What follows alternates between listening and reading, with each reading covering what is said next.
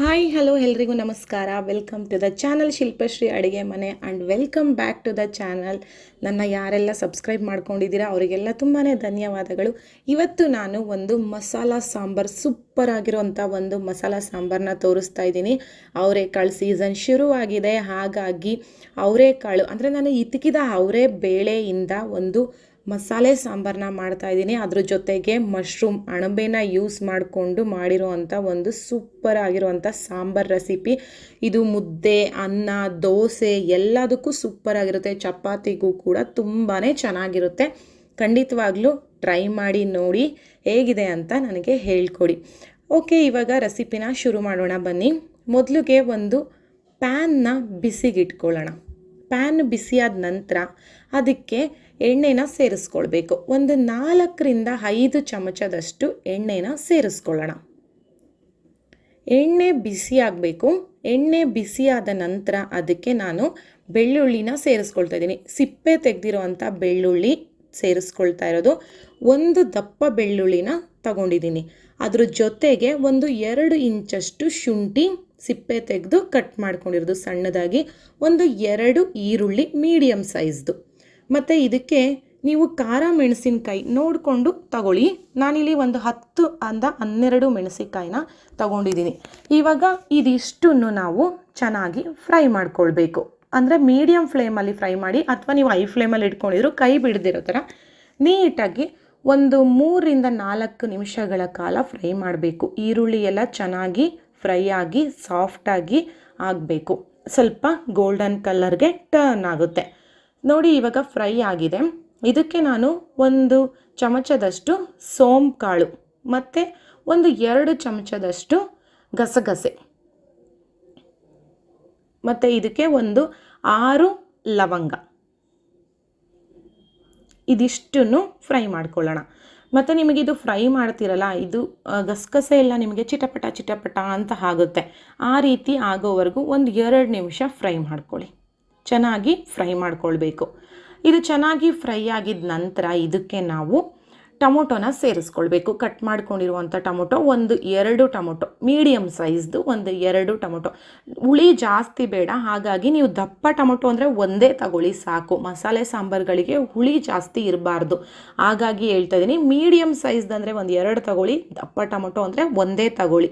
So tomato ಚೆನ್ನಾಗಿ fry ಆಗಬೇಕು. ನಮಗೆ ಟೊಮೊಟೊ ಸಾಫ್ಟಾಗಿ ಆಗಬೇಕು. ಅಲ್ಲಿವರೆಗೂ ಒಂದು 3-4 ನಿಮಿಷಗಳ ಕಾಲ ಚೆನ್ನಾಗಿ ಫ್ರೈ ಮಾಡಿ. ಮತ್ತು ಮಸಾಲೆ ಸೀದೋಗಬಾರ್ದು ನೋಡಿ, ತಳ ಹಿಡಿದಿರೋ ಥರ ನೀಟಾಗಿ ಫ್ರೈ ಮಾಡ್ಕೊಳ್ಳಿ.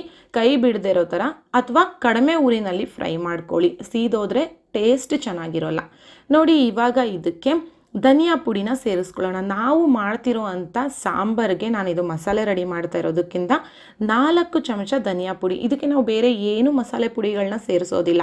ಈಗೇನು ಮಸಾಲೆ ಫ್ರೈ ಮಾಡಿದ್ದೀವಿ ಅದ್ರ ಜೊತೆಗೆ ಧನಿಯಾ ಪುಡಿ, ನಾವು ಮನೆಯಲ್ಲೇ ಮಾಡಿಟ್ಕೊಂಡಿರುವಂಥ ಧನಿಯಾ ಪುಡಿ ಇದು 3-4 ಚಮಚಗಳ ವರೆಗೂ ನೀವು ಸೇರಿಸ್ಕೊಳ್ಬೋದು. 3-4 ಚಮಚ ಧನಿಯಾ ಪುಡಿ.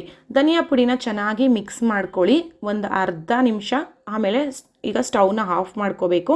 ಸ್ಟವ್ ಆಫ್ ಆದಮೇಲೆ ಅದಕ್ಕೆ ಒಂದು 3 ಏಲಕ್ಕಿ, ಒಂದು 2 ಇಂಚಷ್ಟು ಚಕ್ಕೆ, ಆಮೇಲೆ ಒಂದು ಸ್ವಲ್ಪ ಪುದೀನದ ಎಲೆಗಳನ್ನ ಹಾಕ್ಕೊಂಡು ಮಿಕ್ಸ್ ಮಾಡಿಕೊಂಡು ಇದು ತಣ್ಣಗಾಗಕ್ಕೆ ಬಿಟ್ಬಿಡೋಣ.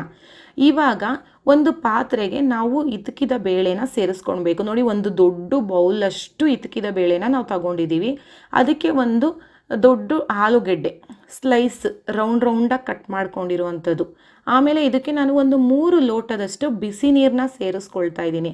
ಇವಾಗ ಇದಕ್ಕೆ ಮತ್ತು ರುಚಿಗೆ ತಕ್ಕಷ್ಟು ಉಪ್ಪು ಹಾಕಿಬಿಟ್ಟು ಒಂದು 1/4 ಚಮಚದಷ್ಟು ಅರಿಶಿಣದ ಪುಡಿನ ಹಾಕಿ ಬೇಯಕ್ಕೆ ಬಿಟ್ಬಿಡೋಣ. ಇದು ಇನ್ನೊಂದು ಕಡೆ ಬೇಯ್ತಾ ಇರಲಿ. ಈಗ ಮಸಾಲೆ ನಮಗೆ ರೆಡಿ ಮಾಡಿಟ್ಟಿರೋ ಅಂಥದ್ದು ತಣ್ಣಗಾಗಿರುತ್ತೆ.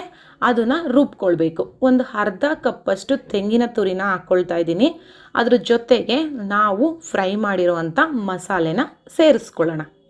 ಮಸಾಲೆ ಎಲ್ಲ ಸೇರಿಸ್ಕೊಂಡು ಅದಕ್ಕೆ ನಾವು ಕಾಳನ್ನ ಬೇಯಕ್ಕಿಟ್ಟಿರ್ತೀವಲ್ಲ ಅದು ಕೂಡ ಬೇಯುತ್ತಲ್ವ, ಅದನ್ನು ಒಂದು 1/4 ಕಪ್ಪಷ್ಟು ಕಾಳನ್ನು ಕೂಡ ಸೇರಿಸ್ಕೊಳ್ಳೋಣ. ಮಸಾಲೆಗೆ ಟೇಸ್ಟ್ ಚೆನ್ನಾಗಿರುತ್ತೆ, ಮಸಾಲೆ ಗಟ್ಟಿ ಬರುತ್ತೆ.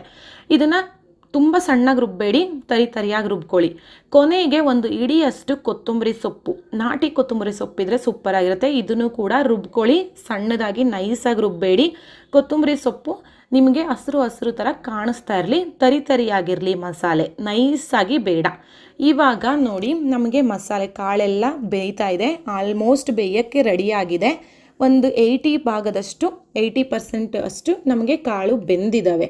ಇನ್ನು ಸ್ವಲ್ಪ ಬೇಯಬೇಕಲ್ಲ. ಈಗ ಇದಕ್ಕೆ ನಾವು ಮಸಾಲೆನ ಸೇರಿಸ್ಕೊಳ್ಳೋಣ, ರುಬ್ಬಿಟ್ಟಿರುವಂಥ ಮಸಾಲೆ ನಾನು ಹೇಳ್ತಾ ಇದ್ದೀನಿ, ನೈಸಾಗಿ ಮಾಡ್ಕೊಳ್ಬೇಡಿ, ತರಿಯಾಗಿರಲಿ. ಈಗ ರುಬ್ಬಿರೋವಂಥ ಮಸಾಲೆನ ನಾನು ಇಲ್ಲಿ ಸೇರಿಸ್ಕೊಳ್ತಾ ಇದ್ದೀನಿ.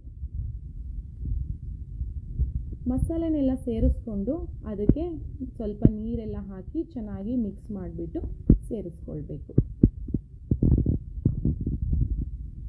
ಮತ್ತು ನೀವು ಇದಕ್ಕೆ ಹದ ನೋಡಿಕೊಂಡು ಬಿಸಿ ನೀರನ್ನ ಸೇರಿಸ್ಕೊಳ್ಳಿ, ಆದಷ್ಟು ಚೆನ್ನಾಗಿರುತ್ತೆ.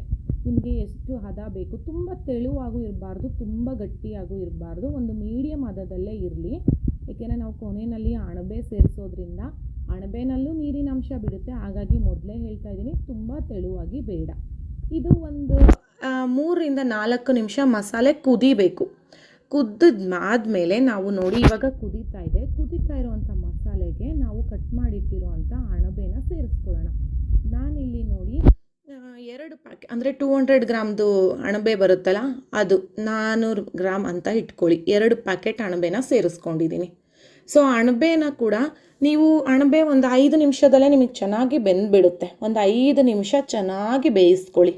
ನೋಡಿ ನಿಮಗೆ ಎಷ್ಟು ಅದು ಬೆಂದಿದೆ ಅಂತ ಗೊತ್ತಾದಾಗ ನಾವು ಅದನ್ನು ಆಫ್ ಮಾಡ್ಕೊಳ್ಬೋದು. ನೋಡಿ ಇವಾಗ ಬೆಂದಿರುತ್ತೆ, ಇದು ಆಲ್ಮೋಸ್ಟ್ ಬೆಂದಿದೆ. ಒಂದು 5-6 ನಿಮಿಷಗಳ ಕಾಲ ಬೇಯಿಸಿದ್ರೆ ಸಾಕು.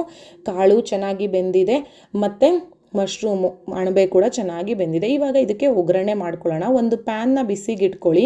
ಒಂದು 4 ಚಮಚದಷ್ಟು ಎಣ್ಣೆನ ಹಾಕ್ಕೊಳ್ಳೋಣ. ಅದು ಎಣ್ಣೆ ಚೆನ್ನಾಗಿ ಕಾದ ನಂತರ ಅದಕ್ಕೆ ಒಂದು ಅರ್ಧ ಚಮಚ ಸಾಸಿವೆನ ಸೇರಿಸ್ಕೊಳ್ಳೋಣ. ಸಾಸಿವೆ ಚಿಟಪಟ ಅಂತ ಸಿಡಿಬೇಕು. ಸಾಸಿವೆ ಸಿಡಿದ ಮೇಲೆ ನಾವು ಈರುಳ್ಳಿನ ಸೇರಿಸ್ಕೊಳ್ಬೇಕು. ಒಂದು ಅರ್ಧ ಈರುಳ್ಳಿ, ಒಂದು ದಪ್ಪದ ಒಂದು ಮೀಡಿಯಮ್ ಸೈಜ್ದಂದರೆ ಒಂದು ಈರುಳ್ಳಿನ ಸೇರಿಸ್ಕೊಳ್ಳಿ. ಮತ್ತು ಒಂದು 2 ಕಡ್ಡಿಯಷ್ಟು ಕರಿಬೇವು. ಇದನ್ನು ಚೆನ್ನಾಗಿ ಫ್ರೈ ಮಾಡ್ಕೊಳ್ಳೋಣ. ಒಂದು 3 ನಿಮಿಷಗಳ ಕಾಲ ಚೆನ್ನಾಗಿ ಫ್ರೈ ಮಾಡ್ಕೊಳ್ಳೋಣ. ನೋಡಿ ಇವಾಗ ಫ್ರೈ ಆಗಿದೆ. ಇದನ್ನು ನಾವು ಮಾಡಿರುವಂಥ ಮಸಾಲೆ ಸಾರಿಗೆ ಸೇರಿಸ್ಕೊಳ್ಳೋಣ.